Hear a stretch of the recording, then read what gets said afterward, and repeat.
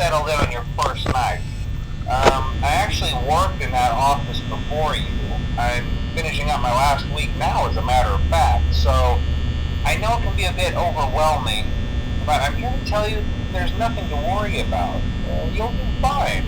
So let's just focus on getting you through your first week, okay? Let's see. First, there's an introductory greeting from the company that I'm supposed to read. It's kind of a legal thing, you know. Welcome to Freddy Fazbear's Pizza, a magical place for kids and grown-ups alike, where fantasy and fun come to life. Fazbear Entertainment is not responsible for damage to property or person. Upon discovering that damage or death has occurred, a missing person report will be filed within 90 days or as soon as property and premises have been thoroughly cleaned and bleached and the carpets have been replaced. Blah, blah, blah. Now, that might sound bad, I know, but there's really nothing to worry about. The animatronic characters here do get a bit quirky at night, but do I blame them? No. If I were forced to sing those same stupid songs for 20 years and I never got a bath, I'd probably be a bit irritable at night too. So remember, these characters hold a special place in the hearts of children and we need to show them a little respect, right? Okay. So just be aware, the characters do tend to wander a bit. They're left in some kind of free roaming mode at night. Something about their servos locking up if they get turned off for too long. They used to be allowed to walk around during the day too, but then there was the bite of 87. Yeah, it's amazing that the human body can live without the frontal lobe, you know? Now, concerning your safety, the only real risk to you as a night watchman here, if any, is the fact that these characters, if they happen to see you after hours, probably won't recognize you as a person. They'll most likely see you as a metal endoskeleton without its costume on.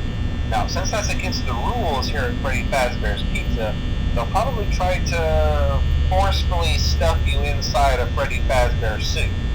Now, that wouldn't be so bad if the suits themselves weren't filled with cross beams, wires, and animatronic devices, especially around the facial area.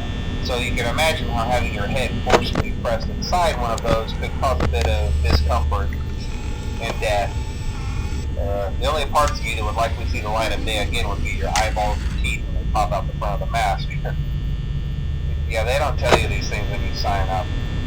But hey, first station of the breeze. I'll chat with you tomorrow. Check those cameras and remember to close the doors only if absolutely necessary. Gotta conserve power. Alright, good night.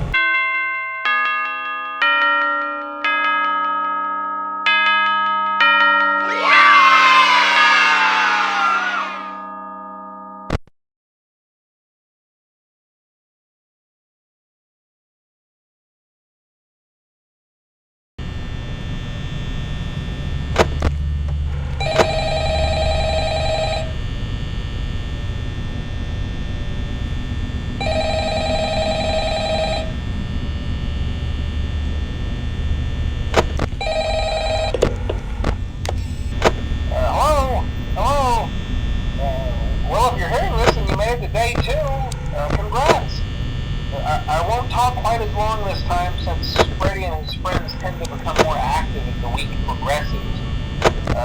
It might be a good idea to peek at those cameras while I talk, just to make sure everyone's in their proper place, you know. Interestingly enough, Freddy himself doesn't come off stage very often. I've heard he becomes a lot more active in the dark, though, so hey, I guess that's one more reason not to run out of power, right? I also want to emphasize the importance of using your door lights. There are blind spots in your camera view, and those blind spots happen to be right outside your doors. So if you can't find something or someone on your cameras, be sure to check the door light. You might only have a few seconds to react. Not that you would be in any danger, of course. I'm not implying that. Also, check on the curtain in Pirate Cove from time to time. The character in there seems unique in that he becomes more active if the cameras remain off for long periods of time. I guess he doesn't like being watched. I don't know. Anyway, I'm sure you have everything under control. Talk to you soon.